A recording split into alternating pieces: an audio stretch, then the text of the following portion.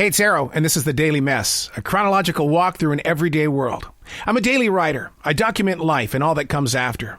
Although I talk about being mindfully present in my now, I do step back to the pages stained by the nib of my writing instrument, because I think there's something there. We don't just experience life. We're supposed to be taking notes for a future that has hit us so hard that many of us have become numb. This is The Daily Mess.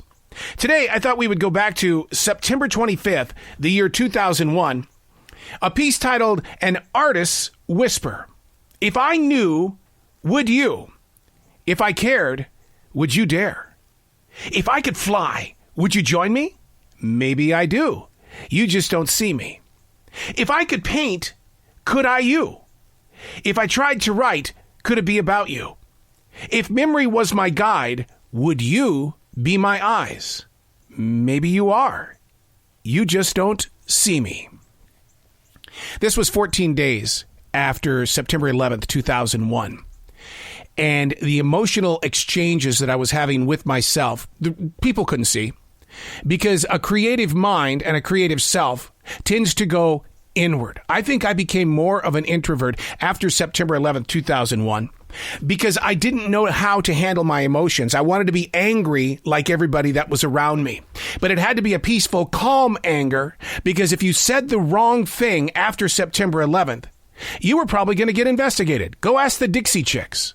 If you said anything that was not in harmony with what the newspapers and what the politicians were saying, you were going to get followed. And the reason why is because we didn't know who to trust. So now, thinking like that, let's go back into this little piece of poetry that was put down on paper September 25th, 2001. And you'll see what he's really talking about.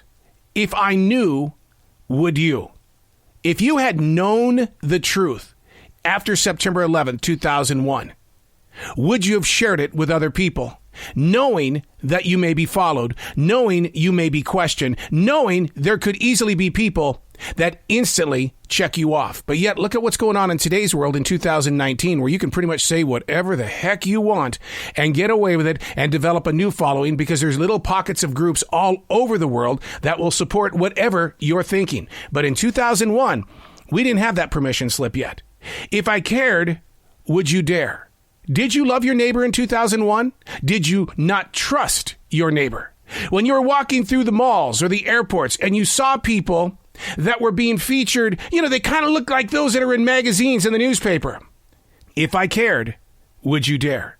If I could fly, would you join me? I had no urge to step on an airplane ever again. And yet my daughter was living in Los Angeles, and the only way I was going to get out there was I was going to have to take a train, or I was going to have to drive out there in my car. So it goes on. Maybe I do. You just don't see me. If I could paint, could I you? Let me go back one more sentence. You don't see me. I read through that pretty fast for a reason. Because in 2001, could you see anybody but your own personal fear? Sure, I sat down with my wife. I talked with my neighbors. I'm in broadcasting. We had meeting after meeting after meeting. But could you really see the emotional weight that was on each and every one of us? No, because we were putting on the plastic faces. We didn't know what was going on, nor did we sit there and want to challenge what was going on. If I tried to write, could it be about you? See, I wanted to write. I'm a broadcaster, and my choice was to write about you. Well, it was to make sure that I wasn't writing about the events that took place after September 11th, because things were not as free as what we think they are, or as they are today. If memory was my guide, would you be my eyes? In other words, I wanted to break free of it.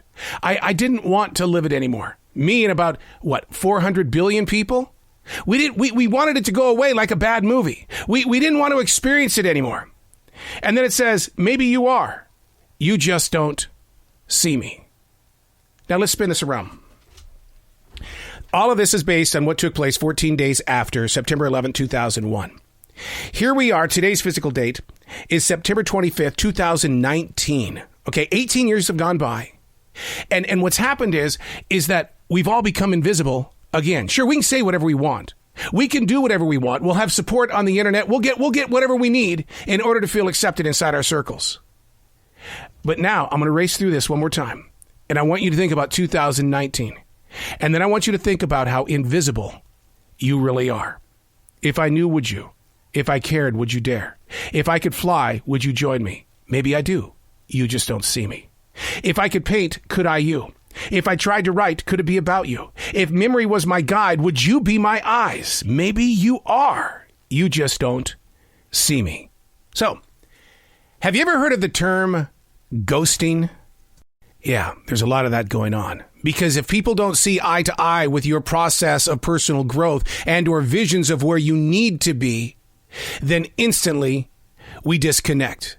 And yet, this entire nation and planet has been created by way of communication. It's okay to have an indifference. It's okay to take one side versus the other side. But when you disconnect or when you ghost somebody from your life, the communication breakdown is silence. And then you surround yourself with only people that believe in what you believe. When in fact, what makes you a greater person in the everyday world are the people that have an indifference with you. It's okay. It's okay. It's who we are. I'm Arrow, and that's the Daily Mess.